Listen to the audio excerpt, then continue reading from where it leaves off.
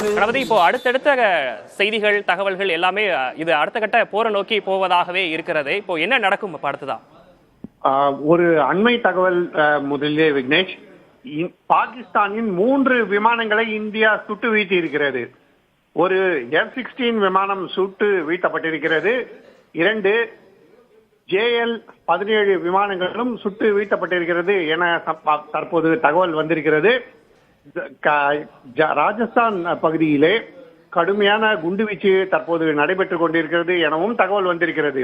ஜெய்சல்மீர் பகுதியிலே கடும் குண்டுவீச்சு நடைபெறுகிறது எனவும், அதை தவிர பாகிஸ்தானில் இருந்து பறந்து வந்து தாக்குதல் நடத்த முற்பட்ட 3 விமானங்கள் இந்திய படைகளின் தற்காப்பு நடவடிக்கையிலே சுட்டு வீழ்த்தப்பட்டிருக்கின்றன எனவும் தெரிவிக்கப்பட்டுள்ளது.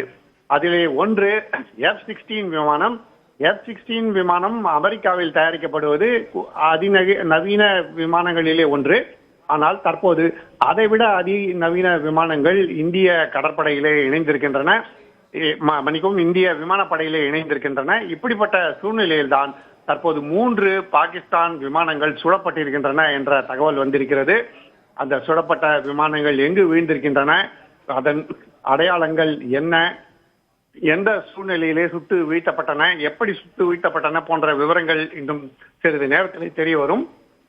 ஒன்று பாகிஸ்தானுடைய F-16 விமானம், 2 விமானங்கள் எல்லாமே ஜெய்சல்மீர் பகுதியிலிருந்து தான் பறந்து வந்தன என்றும், அந்த சமயத்தில் தான் இந்தியாவுடைய பாதுகாப்பு கேடயத்தால் தடுத்து தகர்த்து வீழ்த்தப்பட்டன எனவும் தெரிவிக்கப்பட்டுள்ளது. இது மிகப்பெரிய பிரச்சனையை உண்டாக்குவதற்கான பெரும் அறிகுறியாக கருதப்படுகிறது. ஏனென்றால் இந்தியா பாகிஸ்தானுக்குள் விமானங்களை அனுப்பவே இல்லை. தீவிரவாத முகாம்கள் மீது தாக்குதல் நடத்திய போது இந்திய விமானங்கள் இந்திய வான்வெளியில் தான் இருந்தன, பாகிஸ்தான் வான்வெளிக்குள் நுழையவில்லை. ஆனால் தற்போது பாகிஸ்தானுடைய 3 விமானங்கள் சுட்டு வீழ்த்தப்பட்டிருக்கின்றன என்றால் அவை இந்தியாவுடைய வான்வெளியிலே நுழைய முயற்சி செய்திருக்கலாம் என கருதப்படுகிறது.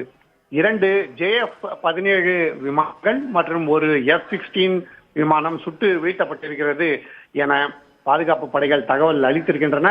ஆகவே தொடர்ச்சியாக இந்த மோதல் பெரிய அளவுக்கு அதிகரித்துக் கொண்டே செல்கிறது.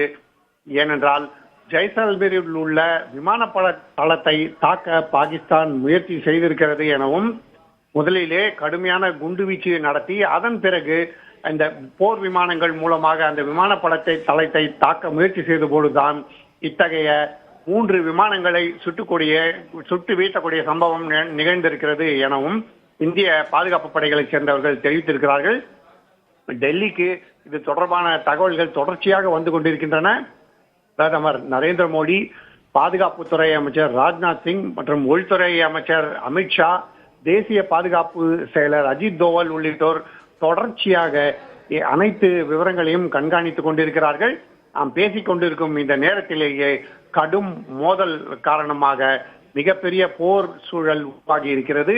ஒரு F-16 போர் விமானம் சென்ற முறை பாலாகோட்டில் தாக்குதல் நடத்தப்பட்ட பிறகு பாகிஸ்தான் பதிலடி கொடுக்க முயற்சி செய்து அப்போதே ஒன்று வீழ்த்தப்பட்டது.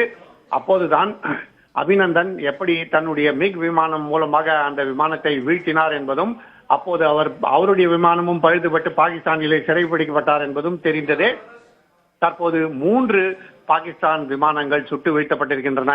இந்த 3 போர் விமானங்கள் சுட்டு வீழ்த்தப்பட்ட பிறகாவது பாகிஸ்தான் இந்த போர் தீவிரத்தை குறைக்குமா அல்லது மேலும் அதிகரிக்குமா என்பதே தற்போது மிக பரபரப்பை ஏற்படுத்திக் கொண்டிருக்கிறது. விக்னேஷ், கணபதி, இப்போ எல்லை பகுதியில் ஒரு பதற்றமான சூழல் ஏற்பட்டிருக்கக்கூடிய நிலையில இந்த பதற்றம் தணிவதும் தொடர்வதும் பாகிஸ்தான் கையில் தான் உள்ளது அப்படின்று ஏற்கனவே வெளியுறவுத்துறை செயலாளர் விக்ரம் மிஸ்ரி தெரிவித்திருந்தார். இந்திய கட்டமைப்புகளை தாக்கினால் தக்க பதிலடி கொடுக்கப்படும் என்று அவர் கூறியிருந்த நிலையில் பாகிஸ்தான் அடுத்தடுத்த தன்னுடைய நடவடிக்கைகளை தீவிரப்படுத்தி இருக்கிறது. முன்னதாக ட்ரோன்களை இந்திய எல்லை பகுதிக்குள் தாக்குதல் நடத்தியிருந்த நிலையில் தற்போது விமானங்களையும் அது ஏவி இருக்கிறது. அப்படி என்றால் அடுத்த கட்டமாக இப்போ இந்திய ராணுவ தரப்பிலிருந்து உரிய பதிலடி தற்போதே தொடங்கிவிடுமா? ஏற்கனவே எல்லை பகுதிகள் மற்றும் எல்லை கட்டுப்பாட்டு பகுதிகளிலே கடுமையான குண்டுவீச்சில் பாகிஸ்தான் ஈடுபட்டு வருகிறது. பொதுமக்கள் என்றும் பாராமல் தொடர்ச்சியாக குண்டு வீசி வருகிறது. அத்தகைய சூழலிலே இது போன்ற நடவடிக்கைகள், அதாவது போர் விமானங்கள் மூலம் தாக்குதல் நடத்துவது மற்றும் ட்ரோன் விமானங்கள் மூலம் தாக்குதல் நடத்துவது ஆகியவை நிச்சயமாக எந்த ஒரு அரசும் ஏற்றுக்கொள்ளக்கூடிய செயல்கள் அல்ல. இந்திய அரசு நிச்சயமாக ஏற்றுக்கொள்ளாது. ஏற்கனவே பெகல்காமிலே அப்பாவி சுற்றுலா பயணிகளை சுட்டுக் கொன்றதற்காகத்தான் தீவிரவாத முகாம்கள் மீது தாக்குதல் நடத்தப்பட்டது. பாகிஸ்தான் இந்த பிரச்சனையை ஆரம்பித்ததுதான். தீவிரவாதிகள் மூலமாக சுற்றுலா பயணிகளை சுட்டுக் கொன்றதுதான் முக்கிய காரணம் என தெரிவிக்கப்பட்டது.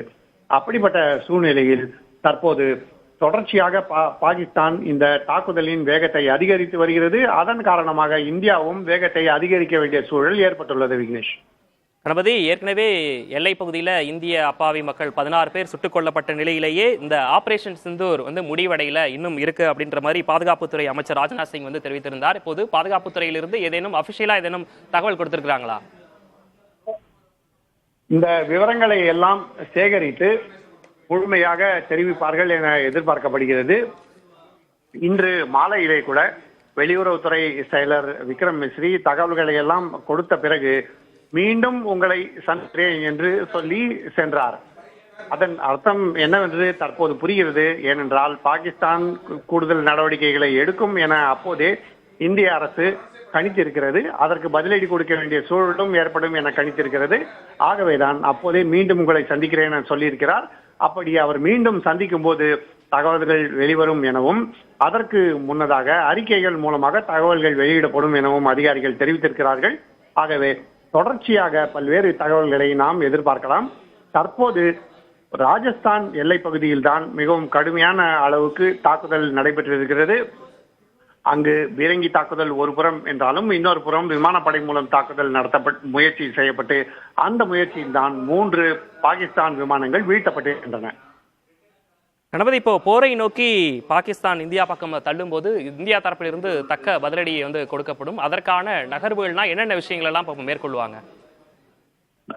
ஏற்கனவே நாம் நாடு முழுவதும் பல்வேறு மாவட்டங்களிலே, குறிப்பாக எல்லை பகுதிகளிலே அமைந்துள்ள மாவட்டங்களிலே மக்கள் பாதுகாப்பாக இருக்க வேண்டும் என்பதற்காக ஒத்திகைகளை நடத்தியிருக்கிறோம். நேற்றுதான் அந்த ஒத்திகைகள் நடந்து முடிந்தது.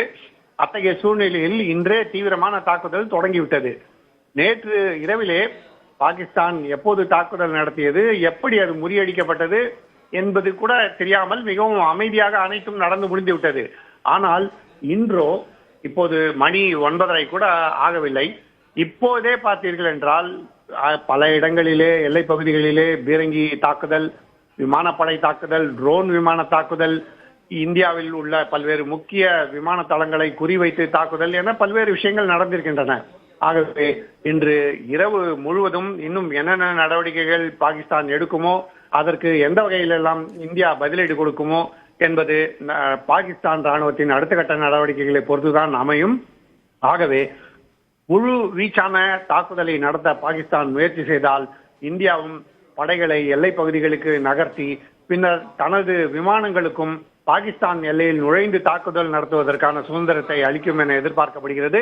ஏற்கனவே பிரதமர் மோடி இந்திய படைகள் அவர்களுடைய விருப்பப்படி சுதந்திரமாக செயல்பட்டு தாக்குதல் நடத்தலாம் என தெரிவித்திருக்கிறார்.